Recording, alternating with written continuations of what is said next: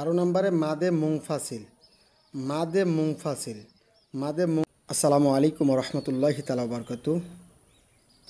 দিনদার কোরআন প্রেমিক ভাই বোনেরা, আশা করি সকলে ভালো আছেন, সুস্থ আছেন। মাঝখানে কয়েকদিন যাবৎ কোরআন শিক্ষা কোর্সের কোনো ভিডিও দেওয়া হয়নি, অন্যান্য আমল বিষয়ে ভিডিও দেওয়া হয়েছিল এবং কোরআন শিক্ষার বানান পর্ব দেওয়া হয়েছিল। আর এই কোরআন শিক্ষার কোর্সে ভিডিও না দিতে পেরে আমি আন্তরিকভাবে দুঃখিত। তো যাই হোক, এখনও পর্যন্ত যারা চ্যানেলটি সাবস্ক্রাইব করেননি, চ্যানেলটি সাবস্ক্রাইব করে পাশে থাকুন। কোরআন শিক্ষা এবং অন্যান্য দৈনন্দিন আমল পেতে চ্যানেলটি সাবস্ক্রাইব করে পাশে থাকুন। যাই হোক, আমরা কথা না বাড়িয়ে ক্লাস শুরু করি। 12 নম্বর। প্রিয় শিক্ষার্থী ভাই ও বোনেরা, আমরা ইতিপূর্বে যে ক্লাসগুলো করেছি আপনারা সকলে আশা করি দেখেছেন। আর যদি এখনও পর্যন্ত যারা দেখেননি, তাহলে অবশ্যই বাকি যে আগে যে ভিডিওগুলো আপলোড করা হয়েছে সেই ভিডিওগুলো দেখে আপনারা সেখান থেকে শিখতে পারবেন। তো যাই হোক, আমি সকলকে বলবো যারা দেখেননি তারা অবশ্যই বিগত দিনের যে ভিডিওগুলো ছাড়ানো হয়েছিল আমাদের চ্যানেলে, ওখানে গিয়ে আপনারা অবশ্যই দেখে 12 নম্বরে চলে আসবেন। 12 নম্বর মাদে মুংফাসিল। মাদে মুংফাসিল অর্থ পৃথক করা বা হাওয়া। পৃথক করা বা হাওয়া। আচ্ছা, ছন্দ পড়া। ছন্দ এবং পড়া। মাদে আসলির বামে লম্বা হামজা। আমরা আবারও কথাটি বুঝি। মাদে আসলির বামে লম্বা হামজা 3 আলিফ মাদে মুংফাসিল। অন্য শব্দের প্রথমে থাকলে। আচ্ছা, চিহ্ন রয়েছে। চিহ্ন 3 দাগ যেখানে 3 আলিফ টানতে হবে সেখানে।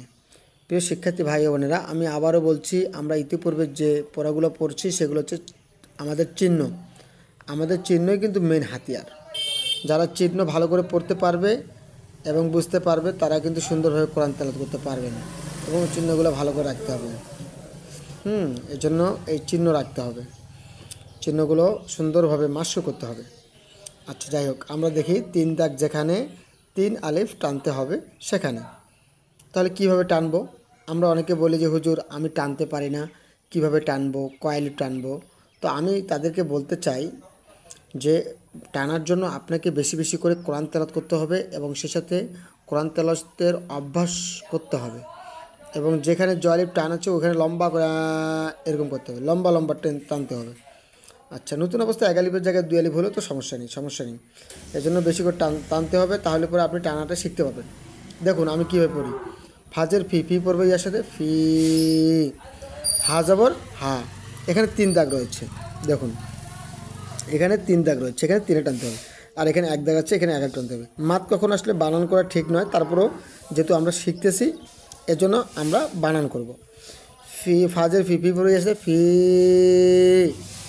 হা জবর হা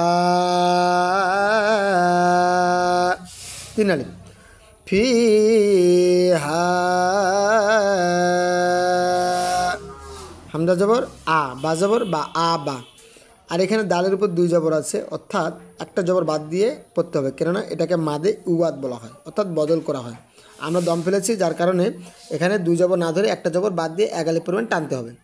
তাহলে কি বলতে হবে? আবাদা গোলচিহ্ন ওয়াকফে তাম, এখানে দম ফেলাতে হবে।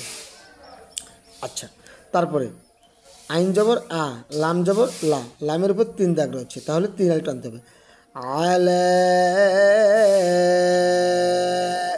প্রিয় শিক্ষার্থী ভাই বোনেরা, আচ্ছা, 1 আলিফ মারতে হলো যে একটা বাঁকা আঙ্গুল সোজা করতে যেই পরিমাণ সময় লাগে, অর্থাৎ আপনি মনে করেন যে 1.5 সেকেন্ড 2 সেকেন্ড এরকম পরিমাণকেই 1 আলিফ পরিমাণ টানতে পারেন আর কি।